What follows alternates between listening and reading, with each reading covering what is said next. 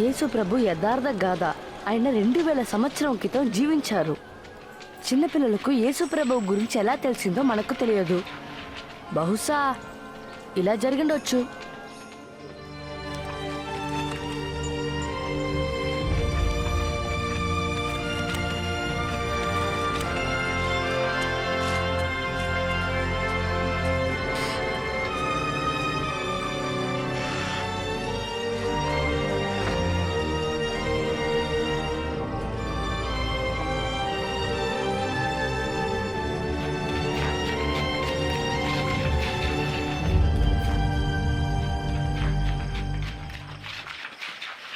నిన్నెవరైనా చూసారా? లేదు. నన్ను కాదు, నిన్ను కాకపోవచ్చు. సరే వెళ్దాం పదండి.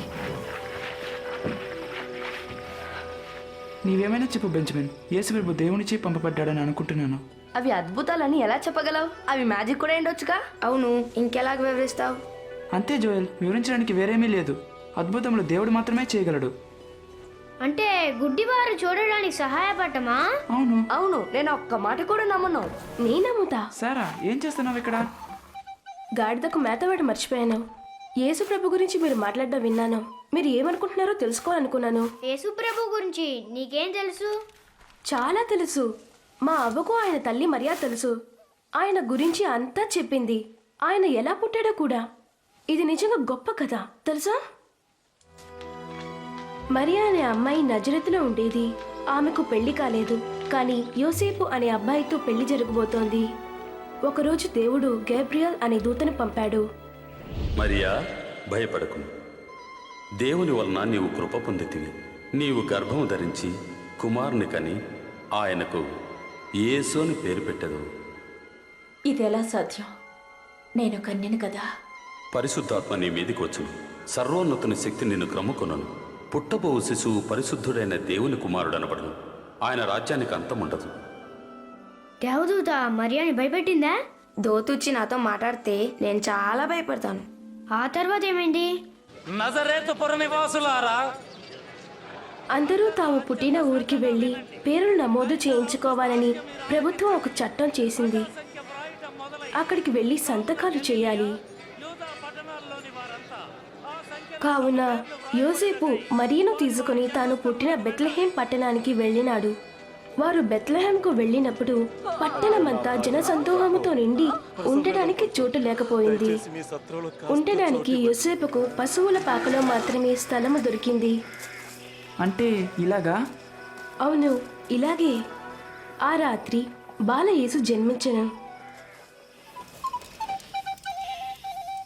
ఆ పాక దగ్గరలో కొండ మీద గొర్రెల కాపరులుండిరి. వారు గొర్రెలను కాచుచుండగా అకస్మాత్తుగా ఒక దేవదూతను చూచినారు. దావీదు పట్టణమందు నేడు రక్షకుడు మీ కొరకు పుట్టి ఉన్నాడు. ఈయనే ప్రభువైన క్రీస్తు.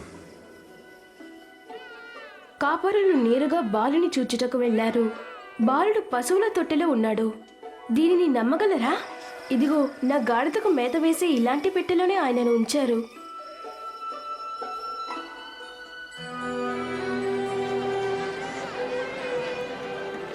యేసు పుట్టిన తరువాత మరియా యోసేపులు ఆయనను యెరూషలేము దేవాలయమునకు తీసుకుని వెళ్లారు.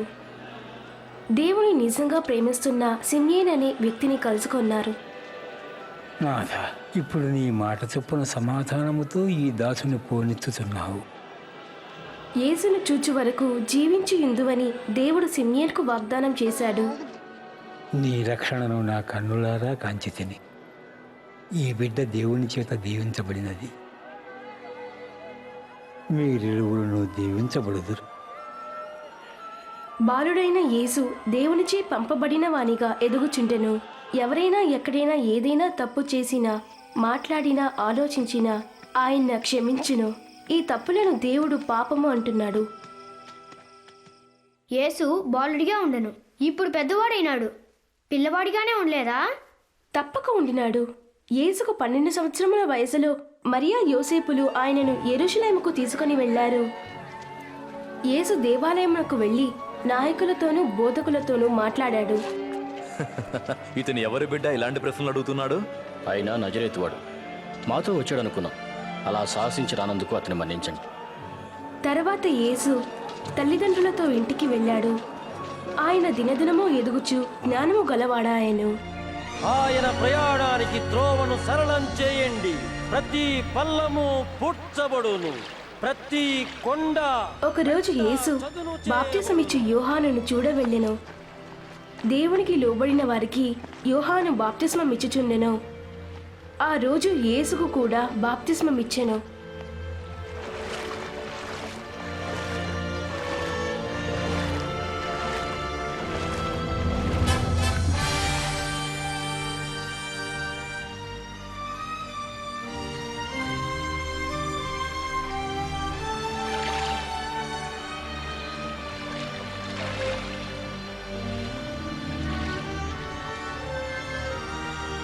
అక్కడున్న ప్రజలు ఆకాశము నుండి దేవుని స్వరము విన్నారు. నీవు నా ప్రియ కుమారుడవు, నీ యందు నేను ఆనందించుచున్నాను అని దేవుడు చెప్పినాడు. సరే, ఇంకేం చేశాడు? ఆయన ప్రతి పట్టణమునకు వెళ్ళి దేవుని గురించి బోధించినాడు. బాగున్నావా? బాగున్నాను. యేసు మరలా తాను పెరిగిన నజరేతుకు వెళ్ళినాడు. ఒకరోజు ఆయన దేవాలయమునకు వెళ్ళగా నాయకులు దేవుని పుస్తకములోని లేఖనములను చదవమని అడిగారు. పరిశుద్ధ లేఖనములలో యేసు చదివిన భాగము. యేసును పంపుట ద్వారా ప్రజలందరూ దేవునితో నిత్యము ఉండాలని దేవుని ఉద్దేశము. ప్రభు ఆత్మ నా మీద ఉన్నది. పేదలకు సువార్త ప్రకటించుటకు ఆయన నన్ను అభిషేకించెను.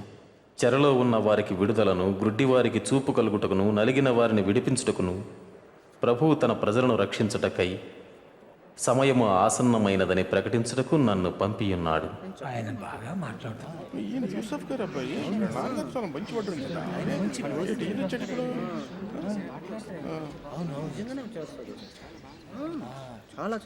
ఇప్పుడు చదువుతుండగానే ఈ లేఖనం ఈ దినం మీ మధ్య నెరవేరింది. లేఖనం నెరవేరిందే, కానీ మెస్సే ఒక్కడు మాత్రమే ఈ ప్రవచనాలు నెరవేర్చగలరు. మాకెలా తెలుసు? మీతో చెప్పుచున్నాను, ఏ ప్రవక్తయు స్వదేశమందు హితుడు కాడు. ఇంకా చాలా కథ ఉంది.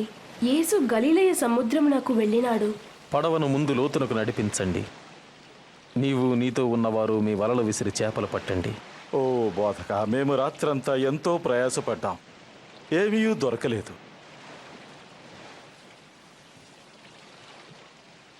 అయినను నీ మాట చొప్పున మేమిప్పుడు వలలు వేస్తాం. అరే యాకోబు, యాహోను, రండి.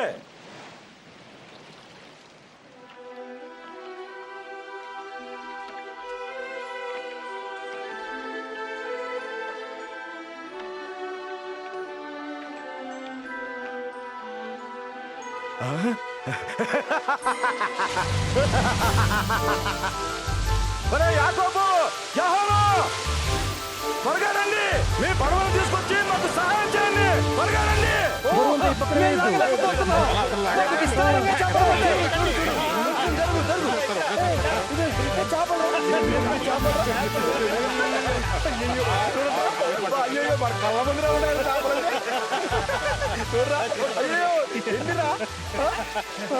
అప్పుడు యేసు దేవుని కుమారుడని పేతురు అర్థం చేసుకున్నాడు.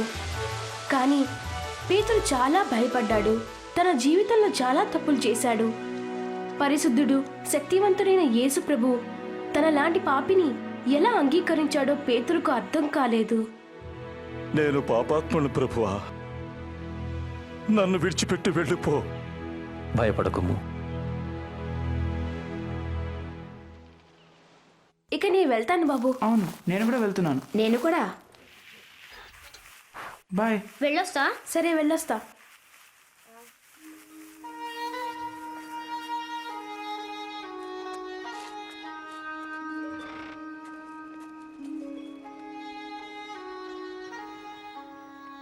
ఇంతవరకు ఎక్కడికి వెళ్ళావు బెంజమిన్?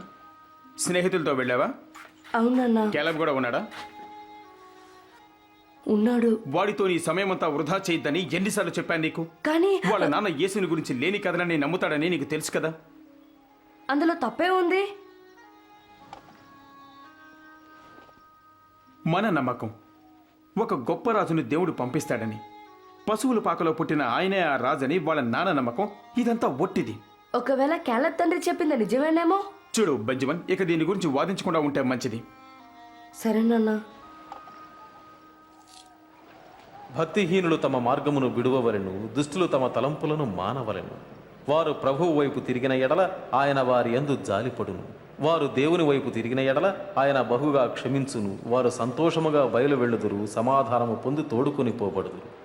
ఈ రోజు ఒక సంగతి జరిగింది. యేసు దేవాలయములో దేవుని ప్రేమ గురించి బోధించుచుండెను.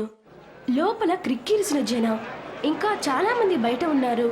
ఆయనను చూడాలని అందరికీ ఆశే. యేసు యేసు, నాకున్నది ఒకే ఒక కుమార్తె. దైవ కనికరించు, ఆవిడికి 12 ఏళ్లే, చనిపోతుంది. దయచేసి నాతో రండి ప్రభు. నన్ను క్షమించు యేసు, నీ కుమార్తె చనిపోయింది. బాధకుని ఇంకా విసిగించొద్దు. భయపడవద్దు, నమ్ము, ఆమె స్వస్థపడుతుంది.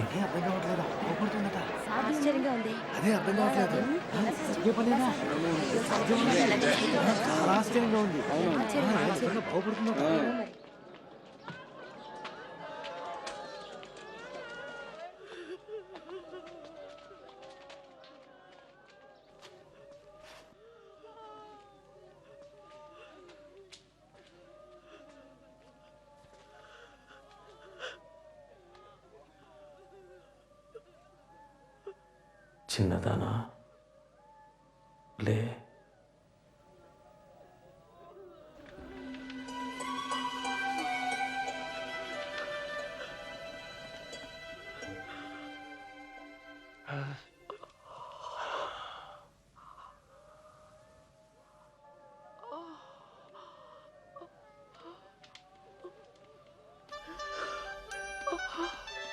ఆమెకు తినడానికి ఏదన్నా ఇవ్వండి.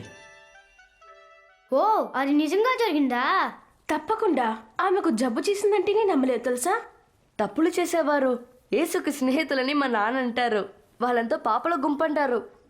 అది నిజమే, ఎందుకంటే ఎవరైనప్పటికీ అందరినీ యేసు ప్రేమిస్తాడు, సహాయం కూడా చేస్తాడు. మా నాన్న మత్తయ్య అనే వ్యక్తి గురించి చెప్పారు. పన్ను కట్టడానికి వచ్చిన వారి దగ్గర ఆయన డబ్బులు వసూలు చేసేవాడు.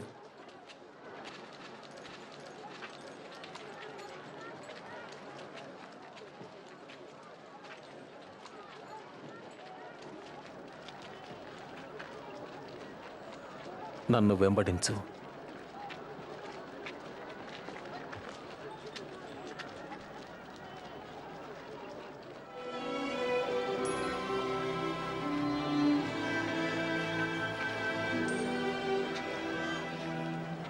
యేసు తన శిష్యులుగా ఉండటానికి ఎన్నుకున్న 12 మందిలో మత్తయ్య ఒకడు. వీరు యేసుకు మంచి స్నేహితులుగా ఉంటూ ఆయనతో ప్రయాణం చేస్తూ దేవుని గురించి బోధించడానికి ఆయనకు సహాయపడేవారు.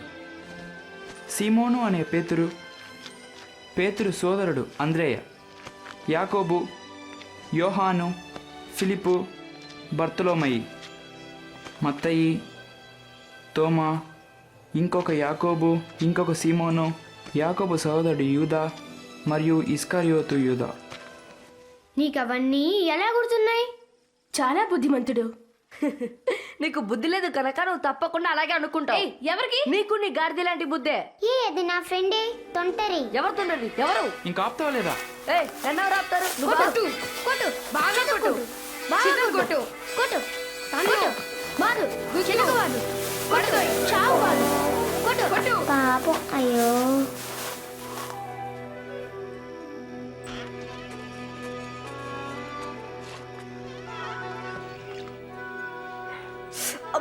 మందు లేకపోతే ఇంకా ఎక్కువ అవుతాయి. ఏమైంది? వాళ్ళు కొట్టుకున్నారు. నేను నిన్నడగలేదు లియా. సారీ. క్యాలెబు నేను కొట్టుకున్నాం. వాళ్ళు యేసును గురించి మాట్లాడుకుంటున్నారు. ఎప్పుడు షారా వాళ్ళ పాకలోనే ఉంటాడు. యేసు గురించి మాట్లాడడం వల్ల మనకి ఏ మంచి జరగదని నీకు చెప్పాను. అతను మనకు రాజు కాడు, కాలేడు. కానీ నాన్న ఆయన తప్పకుండా దేవుని కుమారుడే అంటాడు. చాలు కాపే.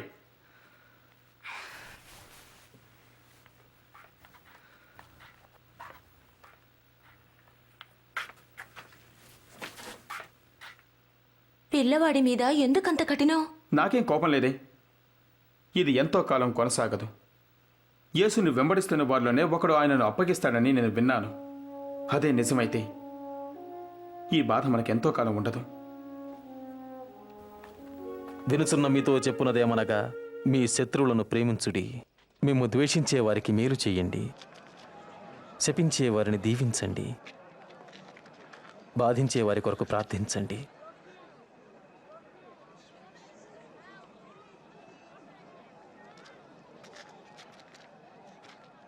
ఎవరైనా ఒక చెంప మీద కొడితే రెండవ చెంప కూడా చూపండి.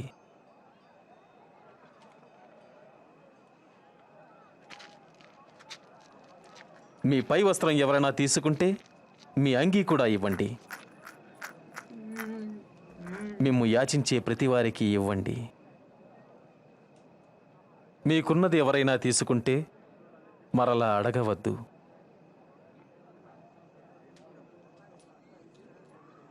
ఇతరులు మీకు ఏమి చెయ్యాలని కోరుదరో అదే మీరు చెయ్యండి. ఇతనెవరో నేను తెలుసుకోవాలనుకుంటున్నాను. ఈయనే మెస్సయ్యని నువ్వు అనుకుంటున్నావా? మెస్సయ్య అంటాడు అంటే ఏంటి? ఇది దేవాలయంలో మాట్లాడుకున్నారు. మెస్సయ్య అనగా దేవుని వాగ్దానం. రండి వెళ్ళి చూద్దాం.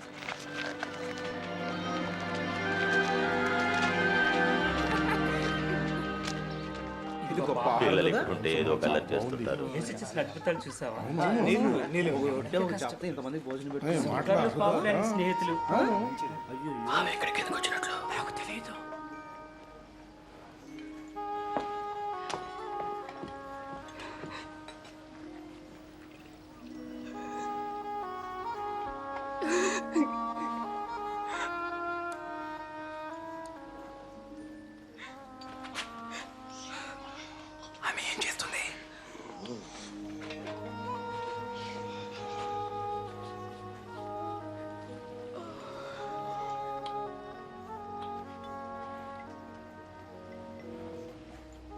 ఆయన నిజమైన ప్రవక్త అయితే అతని పాదాలు తాకుతున్న ఆ స్త్రీ ఎలాంటిదో ఆయనకు తెలియదా?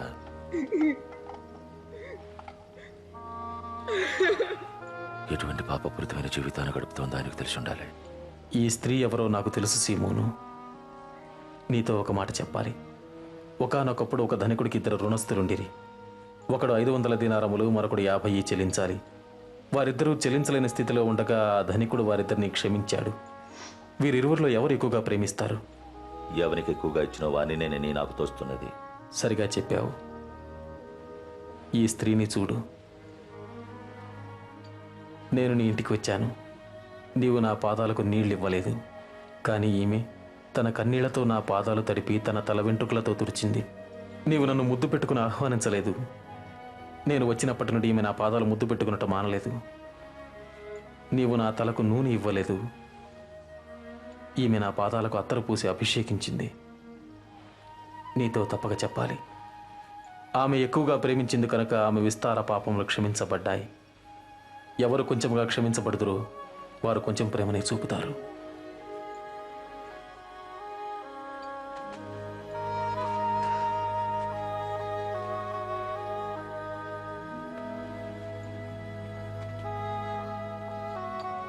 నీ పాపాలు క్షమించబడ్డాయి. నీ విశ్వాసం నిన్ను రక్షించింది. శాంతితో వెళ్ళు.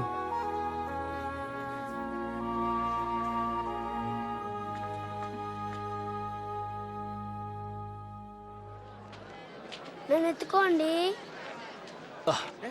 నా భుజం మీదకి ఎక్కు. ఇప్పుడు కనిపిస్తుందా? ఇప్పుడు నేను యేసుని చూస్తున్నాను. విత్తనములు చల్లడానికి కర్షకుడు వెళ్ళాడు. అతడు చల్లుతున్న సమయంలో కొన్ని విత్తనాలు దారి పక్కన పడి తొక్కబడ్డాయి. ఆకాశ పక్షులు వాటిని తినివేశాయి. మరికొన్ని విత్తనములు రాతి నేలను పడ్డాయి. మొక్కలు మొలిచినను చెమ్మలేనందున ఆ విత్తనములు ఎండిపోయాయి. మరికొన్ని విత్తనములు ముళ్ళ పొదలలో పడెను. ముళ్ళ పొదలు వాటితో మొలిచినందున వాటిని అణచివేసెను. ఇంకొన్ని విత్తనములు మంచి నేలను పడినవి. ఆ విత్తనములు మొలిచి పెరిగి నూరంతలుగా ఫలించెను. ఈ ఉపమాన భావం ఏమంటే, విత్తనము దేవుని వాక్యము. త్రోవ ప్రక్కన పడిన విత్తనములు ఎవరనగా వారు వాక్యం వింటారు. కానీ అపవాది వచ్చి వారి హృదయంలో నుంచి సందేశాన్ని దొంగిలించుకుపోతాడు. వారు నమ్మి రక్షణ పొందకుండానట్లు చేస్తాడు. రాతి నేలను పడిన విత్తనములు ఎవరంటే వారు వింటారు, సందేశాన్ని అంగీకరిస్తారు కూడా. కానీ వేరు లేనందున కొంతకాలం మాత్రమే నమ్ముతారు. శోధన కాలము వచ్చినప్పుడు పడిపోతారు. ముళ్ళ పొదలలో పడిన విత్తనాలు ఎవరనగా వారు వింటారు. కానీ ఈ జీవన సంబంధమైన విచారముల చేతను ధనభోగముల చేతను అణచివేయబడి తద్వారా ఫలింపని వారు. మంచి నేలను పడిన విత్తనాలు ఎవరనగా యోగ్యమైన మంచి మనసుతో వాక్యము విని హృదయములో భద్రపరచి దానిని అవలంబించి ఓపికతో ఫలించువారు.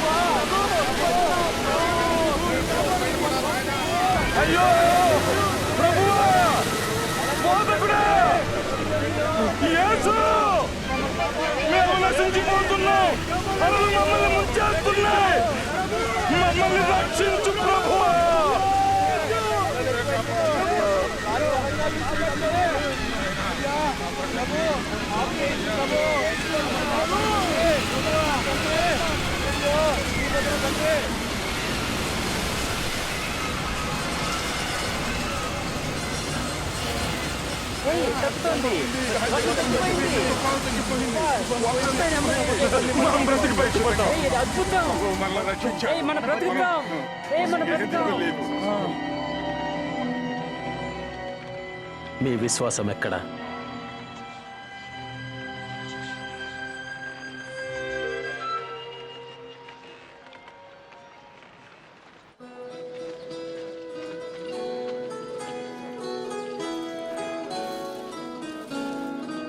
నాకిది చాలా ఇష్టం.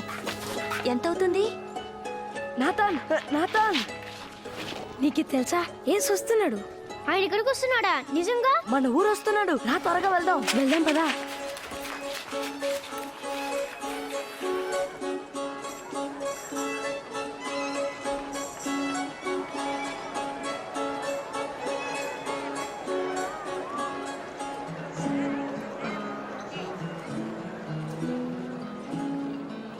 నేను నిన్ను కొట్టాను బెంజమిన్, క్షమించవా?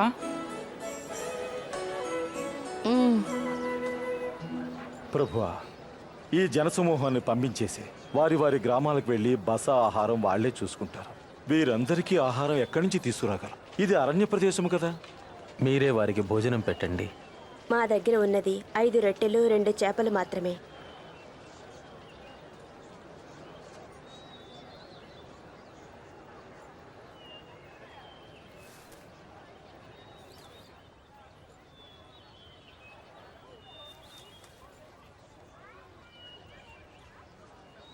మహోన్నతుడవైన మా దేవా, సర్వ సృష్టికర్త, భూమి నుండి ఆహారాన్నందించే దేవా, నీకే స్తుతులు.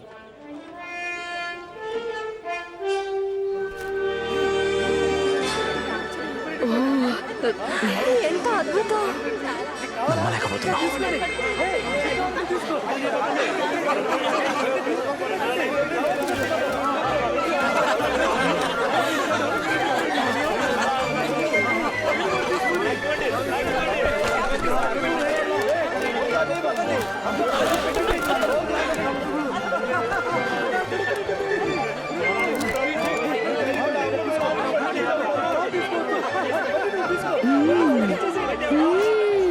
యేసు ప్రభు దేవుని కుమారుడని ఇంకా ఎందుకు నమ్మలేకపోతున్నావు?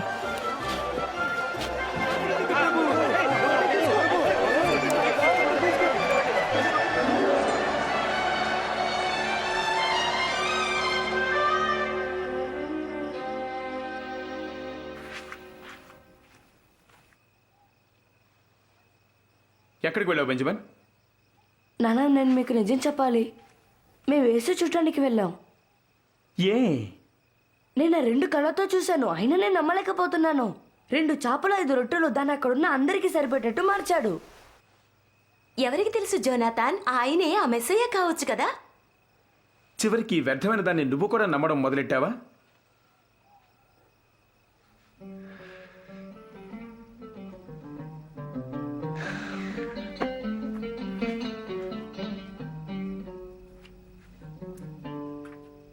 మేమేం చెయ్యాలి? లేఖనములు ఏమి చెప్పుచున్నవి నీవేమి అర్థం చేసుకున్నావు? నీ దేవుడైన ప్రభువును నీ పూర్ణ హృదయంతో, నీ పూర్ణ మనస్సుతో, నీ పూర్ణ శక్తితో, నీ పూర్ణ వివేకంతో ప్రేమించు. మరియు నిన్ను వలె నీ పొరుగువారిని ప్రేమించు. సరిగా చెప్పావు. అలా చెయ్యి, అప్పుడు నువ్వు జీవిస్తావు. నా పొరుగువారెవరు? ఒక మనుషుడు యెరూషలేము నుండి యెరికో పట్టణమునకు దిగి వెళ్ళుచు దొంగల చేతిలో చిక్కెను. వారు అతని బట్టలు దోచుకొని అతన్ని కొట్టి కొరప్రాణముతో విడిచిపోయిరి. అప్పుడు ఒక యాజకుడు ఆ త్రోవను వెళ్ళుట తటస్థించెను. అతడు అతన్ని చూచి ప్రక్కగా పోయెను. అలాగుననే లేవీయుడొకడు ఆ చోటికి వచ్చి చూచి ప్రక్కగా పోయెను.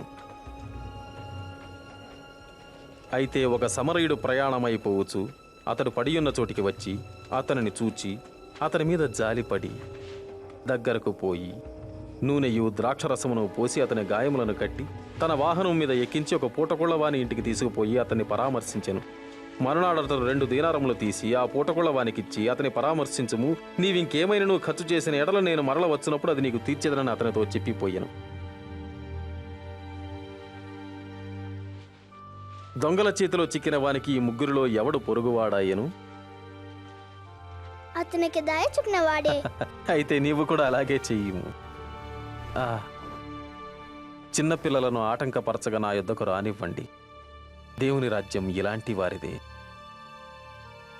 నేను ఖచ్చితంగా చెప్పుచున్నాను, చిన్న బిడ్డల వలె ఎవరు దేవుని రాజ్యాన్ని స్వీకరించరో వారు దేవుని రాజ్యంలో ఎంత మాత్రం ప్రవేశం పొందలేరు. ఇలాంటి బిడ్డలను నా పేరిట చేర్చుకొని వారే నన్ను చేర్చుకొందురు, నన్ను చేర్చుకొని వారే నన్ను పంపిన వారిని చేర్చుకొందురు.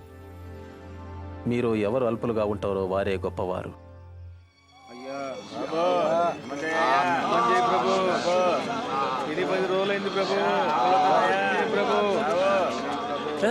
ఏమైంది? ఏం జరుగుతుంది? నజరేయుడైన యేసు ఈ మార్గం ఎడుచున్నాడు. యేసు, దావీదు కుమారుడా, నన్ను కరుణించు.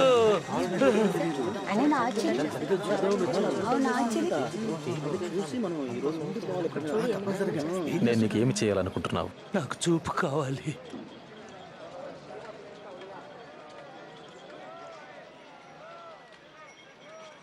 అయితే చూడు, నీ విశ్వాసం ద్వారా నీవు చూపు పొందావు. చూడగలుగుతున్నాను,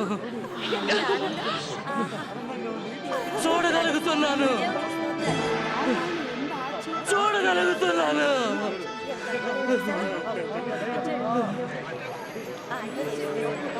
ఇతను నిజంగా దేవుని ప్రవక్త.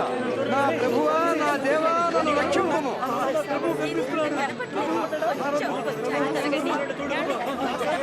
ఓ దేవా, ప్రభువా, రక్షించు. దేవుని స్తోత్రం. మాకు సత్య మార్గాన్ని చూపించు ప్రభువా. నువ్వు చూస్తున్నావా? అక్కడ చూడు.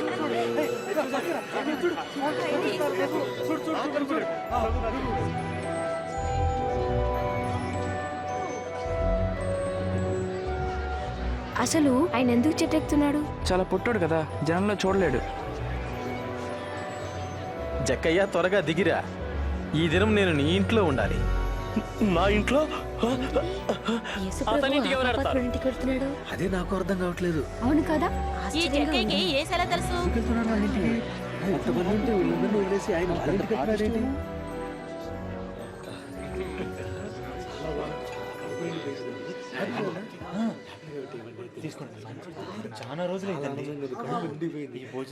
వినండి, నేను నాకు ఉన్న దానిలో సగం బీదలకిస్తున్నా. అన్యాయంగా ఏదైనా తీసుకున్నా అతనికి 4 గంటలు మరలా చెల్లిస్తున్నాను. అవును,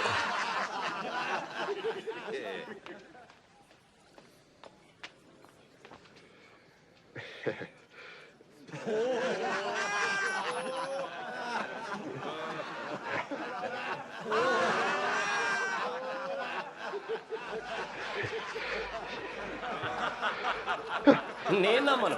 ఈ సుంకరి పన్ను తిరిగి ఇవ్వటమా? అసాధ్యం. ఈ దినం ఈ ఇంటికి రక్షణ వచ్చి ఉన్నది.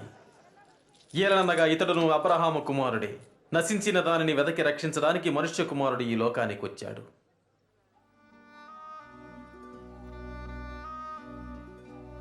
వినండి,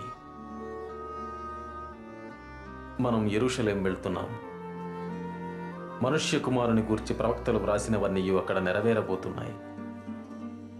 ఆయన అన్యుల చేతికి అప్పగించబడతాడు. వారు ఆయన్ని అపహసించి, దూషించి, ఉమ్మి వేస్తారు. కొరడాలతో కొట్టి చంపుతారు. అయితే ఆయన 3వ దినం తిరిగి లేస్తాడు.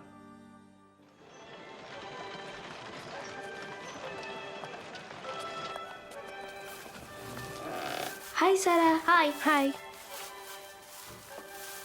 హే, ఈ చోటేదో తేడాగా ఉంది. అవును, గాడిద కనిపించట్లేదే. తప్పిపోలేదు. ఎవరో కావాలంటే నేనే ఇచ్చాను. నీ గాడిద పిల్లనా? ఎవరు తీసుకెళ్లారు?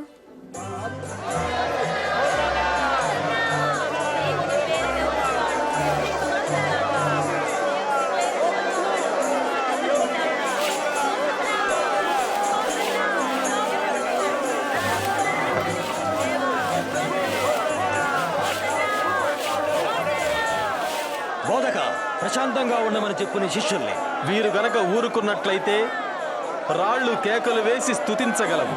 ఈయనే సమాధాన ప్రభువు.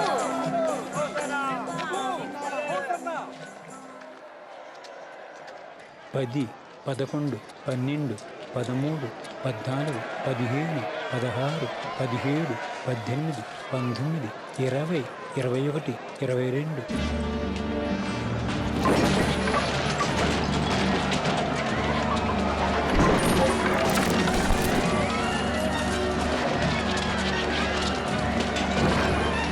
యేసుకు ఎందుకంత కోపం వచ్చింది?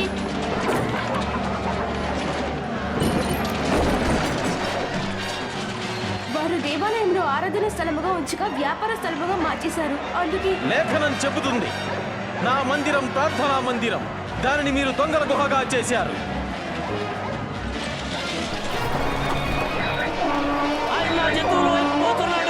అతను ఆపండి, ఆపండి అతన్ని.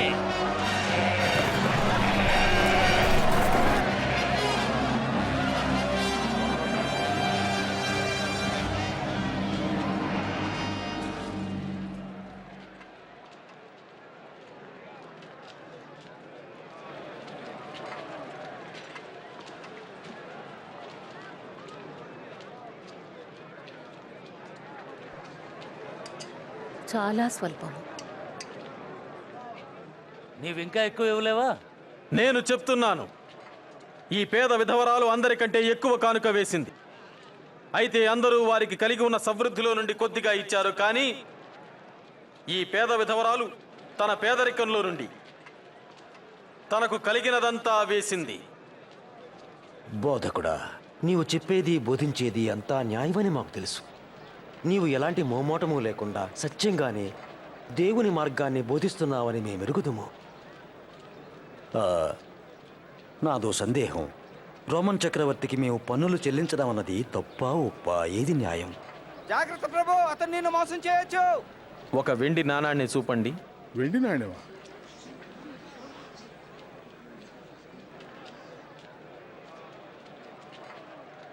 దీనిపై ఉన్న పేరు రూపు ఎవరిది?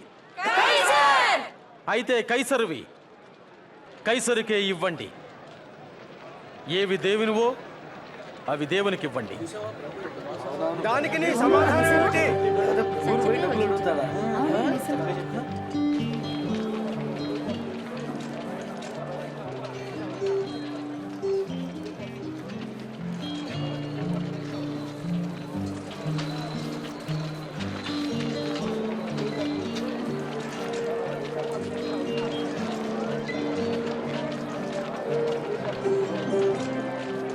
చూడు, పేదరు కదా, ఏం చేస్తున్నాడంటావు? పస్కా భోజనానికి ఏదో కొంటున్నాడేమో.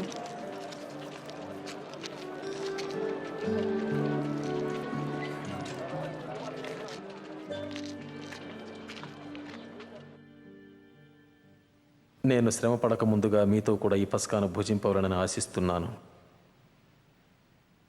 అయితే చెప్తున్నాను, దేవుని రాజ్యంలో ఈ పస్కాకు పూర్తి అర్థం నెరవేరేదాకా ఇది నేను మళ్ళీ భుజింపను.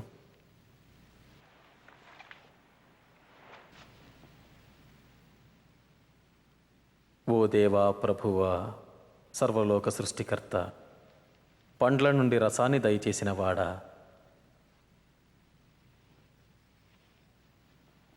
దీనిని తీసుకుని పంచుకొనుడి.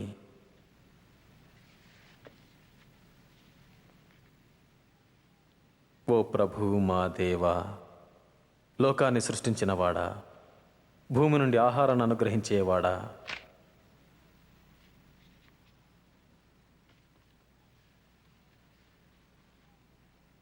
ఇది మీ కొరకు ఇవ్వబడుతున్న నా శరీరము. నన్ను జ్ఞాపకం చేసుకొనుటకు దీనిని చేయండి. ఈ పాత్ర మీ కొరకు చిందించబడుతున్న నా రక్తం వలనైన కొత్త నిబంధన. నన్ను అప్పగించబోయే వాని చెయ్యి నాతో కూడా ఈ బల్ల మీద ఉన్నది. మనుష్య కుమారుడు దైవ చిత్తానుసారంగా చనిపోటుకు వెళ్తున్నాడు, కానీ ఎవరి వల్ల అప్పగించబడుతున్నాడో ఆ మనుష్యునికి శ్రమ. అలా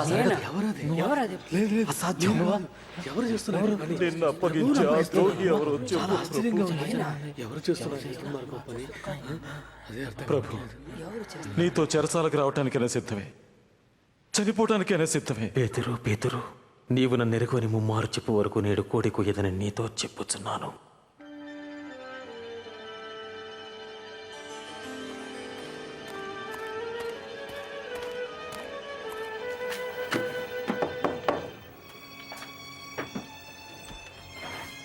సభ ఒక నిర్ణయం చేసింది.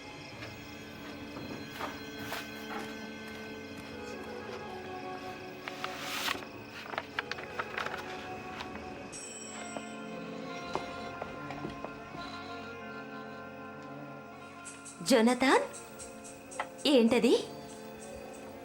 వారు అనుకుంటున్న ఆ రాజు రాజ్యము ఇప్పుడు ముగిసిపోయేలా ఉంది. ఇప్పుడే సభ నుండి సందేశం వచ్చింది. యేసును వెంబడిస్తున్న వారిలో ఒకడైన ఇస్కరియోతు యూదా ఆయనను పట్టివ్వడానికి ఒప్పుకున్నాడు.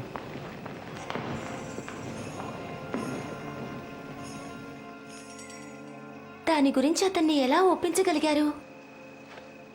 పెద్ద కష్టం కాలేదు. 30 వెండి నాణ్యములు. ఈ రాత్రికే తప్పించుకుపోకుండా యేసును పట్టుకోబోతున్నారని నేను విన్నాను. అయ్యో,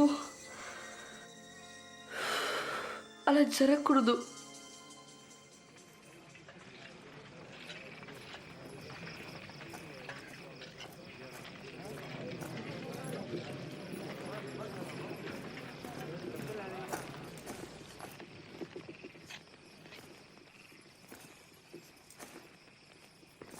యూదా,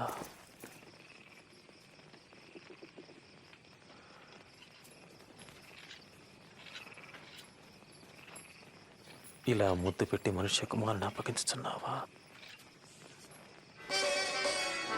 ప్రభు, అతన్ని సంహరిద్దామా? అతన్ని బంధించండి. ఇది చాలు.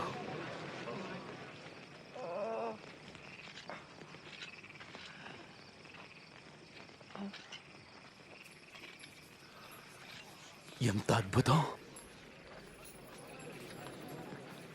మీరు నేరస్తుణ్ణి పట్టుకునేలా కత్తులతో గుణపాలతో వచ్చారు దేనికి? నేను ప్రతిరోజు మీతో దేవాలయంలో ఉన్నప్పుడు నన్ను మీరు బంధించలేదు. ఇప్పుడు ఇది మీ గడియ, సాతాను శక్తి ఏలే గడియ.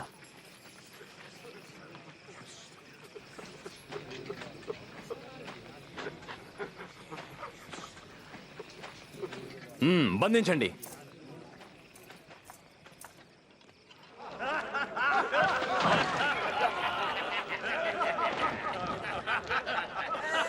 ఇదిగో రాజు ధరించే వస్త్రం. ఏం జరగబోతుందో మాతో చెప్పు. నువ్వు మమ్మల్ని రక్షిస్తావా? అంత గొప్పవాడివా? నువ్వు మమ్మల్ని రక్షించేవాడివి. కూడా యేసుతో ఉన్నవాడే. ఏమో, నాకు తెలీదమ్మా. వారిద్దరూ కలిసి ఉండడం నేను చూశాను.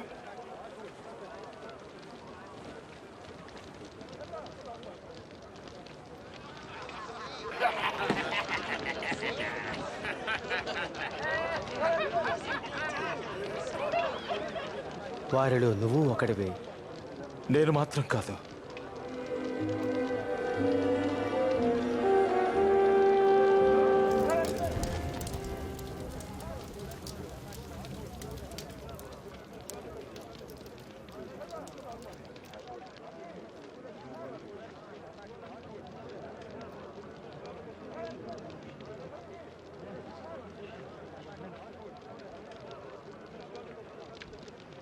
ఇందులో అనుమానమే లేదు. ఇతను తప్పక యేసుతో ఉన్నవాడే. ఇతను కూడా గలిలయుడే. వెళ్ళిపోండి. నాకు తెలీదు. నువ్వేం మాట్లాడుతున్నావో నాకు తెలీదు.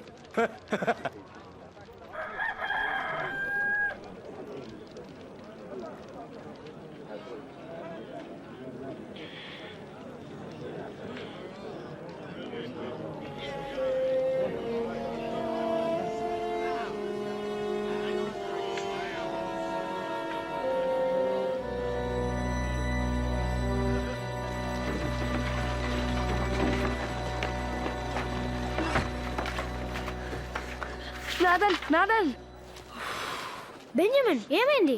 మన యేసు కష్టంలో ఉన్నాడు. మిత్రులు పిలుద్దారా?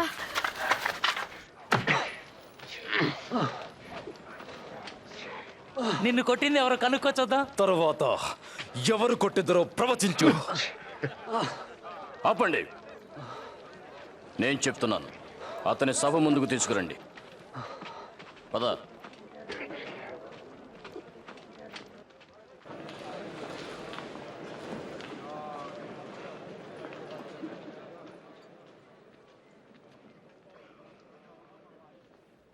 తెలియజే, నీవేనా మెస్సయ్యా? నేను చెబితే మీరు నన్ను నమ్మరు. నేనొక ప్రశ్న వేస్తే నాకు సమాధానం చెప్పరు. అయితే ఇక నుండి మనుష్య కుమారుడు మహోన్నతుడైన దేవుని కుడి పార్శ్వమున కూర్చుని యుండును. అయితే నీవు దేవుని కుమారుడవా? మీరన్నట్టు నేనే. అలా చెప్పి అధికారి ఆయన చెప్తుండగా మా చెవులారా స్వయంగా విన్నాం.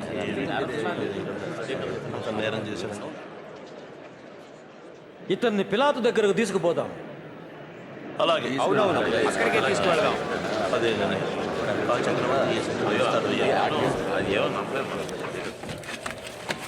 యేసుని పొంతి పిలాతు దగ్గరికి తీసుకెళ్తున్నారు. పొంతి పిలాత రోమా నాయకులలో అతి క్రూరుడు కదా. వేలాది మంది ప్రజలను సిలువ మీద వ్రేలాడదీసి చంపించినవాడు కదా.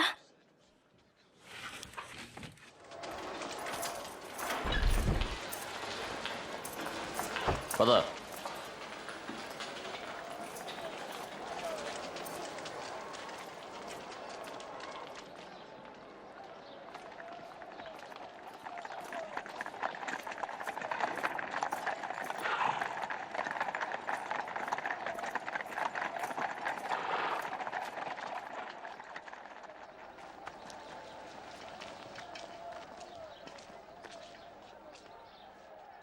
ఇంత ఉదయకాలంలో వచ్చారే, మీకేం కావాలి? ఇతడు ప్రజలు తప్పుత్రోవ పట్టిస్తూ రెచ్చగొడుతున్నాడు. దేవాలయంలో జరిగిన అలజడికి ఇతడే కారణం. అతనికి ఏ శిక్ష విధించాలి? శిక్షించండి. ఈ మనుషుని యందు నాకు నేరమేమీ కనబడుటలేదు. అతను అపరాధి. చక్రవర్తికి పన్ను కట్టవద్దని ప్రచారం సాగిస్తున్నాడు. తనే మెసయ్యర్ అంటున్నాడు, రాజునంటున్నాడు. రాజా? నీవు యూదులకు రాజువా? నీవన్నట్లే. ఇతడు గలిలయ నుండి ప్రారంభించి ఇక్కడికి వచ్చాడు. గలిలయుడా? ఇతడు గలిలయుడా? అలా అయినట్లయితే హేరోదునే విచారింపనివ్వండి. అతడింకను యెరూషలేములోనే ఉన్నాడు కదా, అతడి దగ్గరికి తీసుకెళ్ళండి.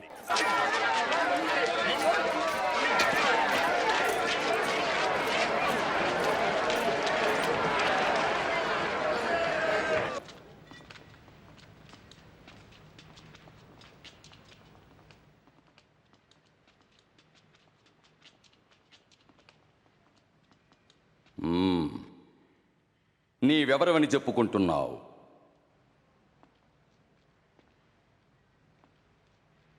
శిష్యులని పిలుస్తున్నావే, వారెవరు?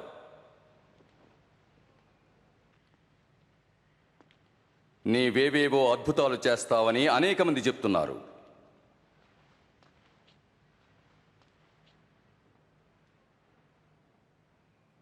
ఒక అద్భుతం చూపించు. మహారాజా, ఇతను ప్రజలను మోసగిస్తున్నాడు. తానే రాజునని చెప్పుకుంటున్నాడు. ఇతన రాజా?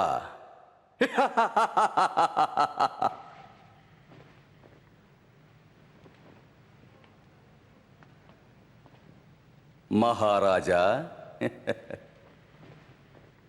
ఇతన్ని హింసించండి. పిలాతు వద్దకే తీసుకువెళ్ళండి. ఆయనే విచారించాలి. ఈ మనుష్యుడు మరణానికి తగినదేమీ చేయలేదు. నేనితనిని కొరడాలతో కొట్టించి విడుదల చేస్తాను. తప్పక ఈ పండుగలో మాకు ఒకరిని విడుదల చేసే వాడుక ఉన్నది కదా. బరబ్బాసుని మాకు అప్పగించండి. అవును, ఇతన్ని చంపివేయండి. అవును, బరబ్బాయే కావాలి.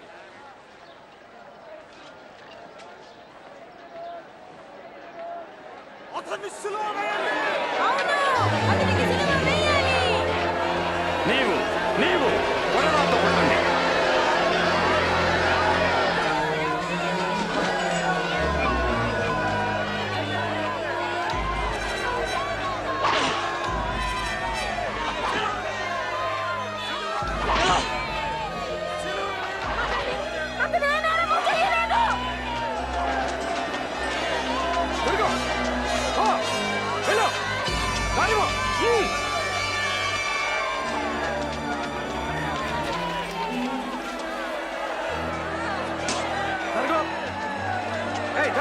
వారు ఆయనని చంపబోవటం లేదు కదా.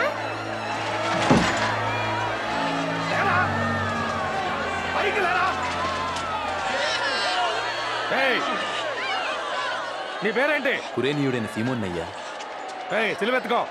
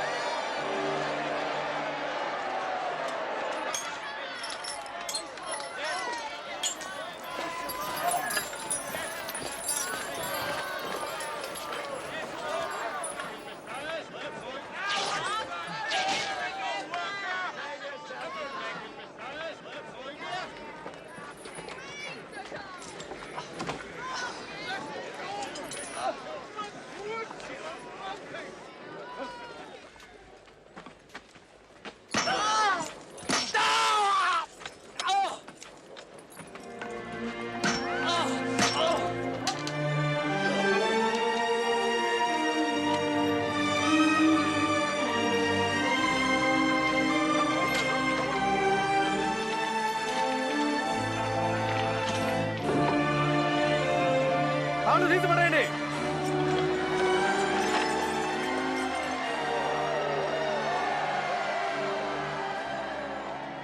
వీరేమి చేస్తున్నారో వీరెరగరు. వీరిని క్షమించము తండ్రి.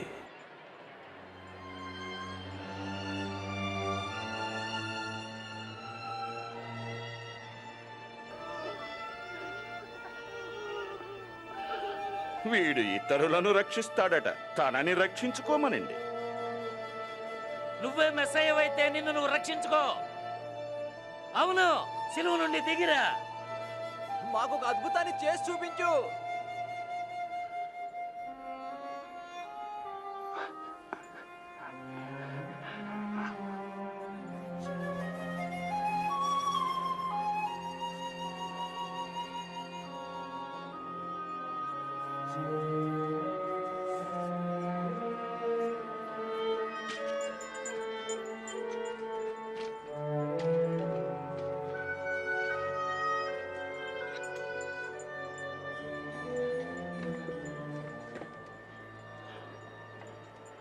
అసలు ఏం రాయబడింది అక్కడ? యూదుల రాజు అని రాసుంది. ఏసే రాజు అయితే ఎందుకు ఇలా చేస్తున్నారు? నాకు తెలీదు.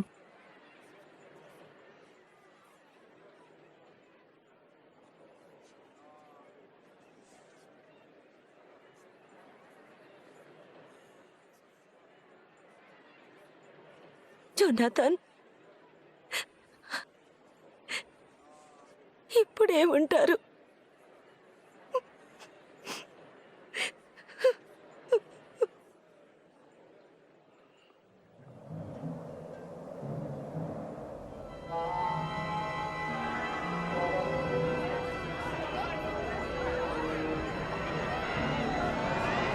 ఏం జరుగుతుంది?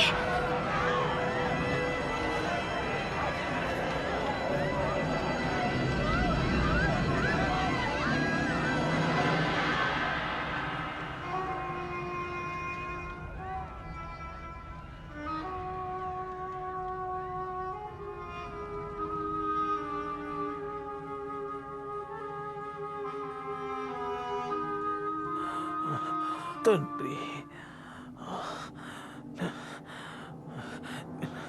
నీ చేతులకి నా ఆత్మను అప్పగించుచున్నాను.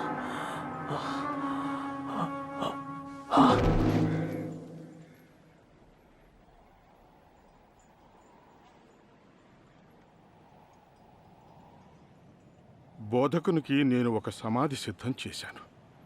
ఆయన మృతదేహమును తీసుకుని వెళ్తాను. తీసుకెళ్ళా.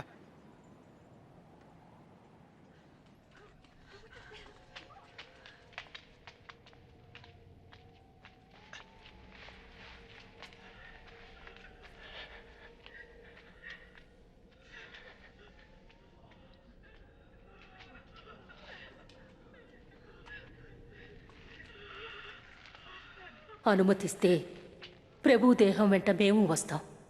సాయం చేస్తాను. త్వరగా రా, విశ్రాంతి దినం సమీపిస్తుంది.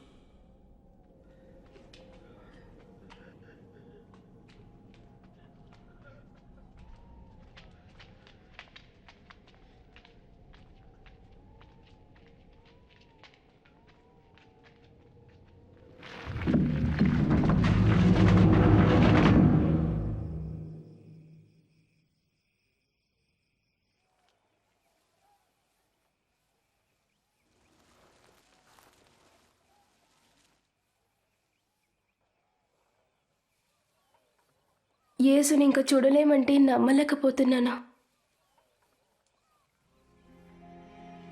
ఒక్క నిమిషం. యేసు ప్రభు పదే పదే ఏం చెప్పాడో నీకు గుర్తులేదా? ఏంటి? నాకు గుర్తుంది. యేసు చెప్పారు 3 రోజుల్లో ఆయన తప్పకుండా తిరిగి లేస్తారని.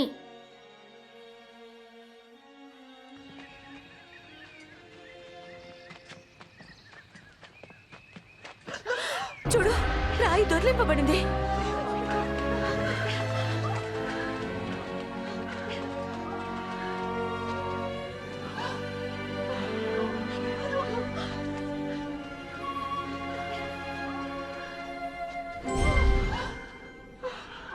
సజీవుడైన వానిని మీరెందుకు మృతులలో వెదకుచున్నారు? ఆయన ఇక్కడ లేడు, లేచి ఉన్నాడు.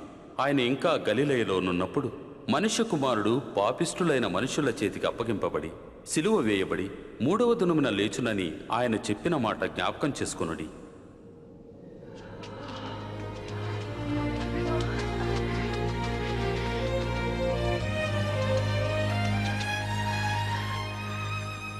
వినండి, రాయి దొర్లింపబడి ఉంటే మేము చూసాం. మేము లోపలికి వెళితే ప్రభు శరీరం అక్కడ కనిపించలేదు. ఏంటి? అదో, మాకిద్దరు మనుషులు కనిపించారు. సూర్యుని వలె ప్రకాశిస్తున్నా దేవదూతలు. సజీవుడైన వారిని మీరెందుకు మృతులలో వెతుకుతున్నారు అని మాతో చెప్పారు. ఇది నిజం. నమ్మండి, మమ్మల్ని నమ్మండి. వారిని మేము చూసాం. మీరు కూడా వెళ్ళి ప్రత్యక్షంగా చూడండి. సమాధి ఖాళీగా ఉంది. మన ప్రభు వెళ్ళిపోయాడు. పేతురు, నువ్వు మమ్మల్ని నమ్మాలి.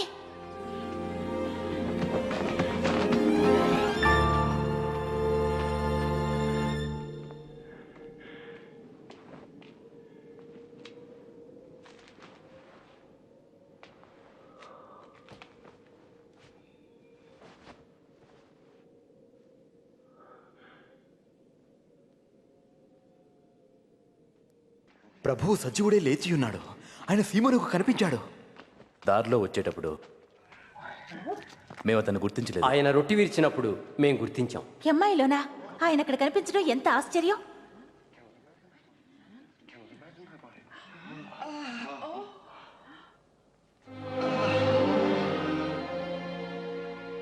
మీకు శాంతి కలుగుగాక.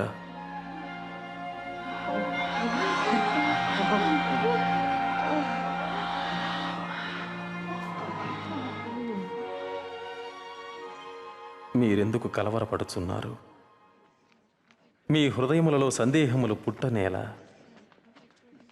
చూడుడి, నా చేతులను పాదములను చూడుడి.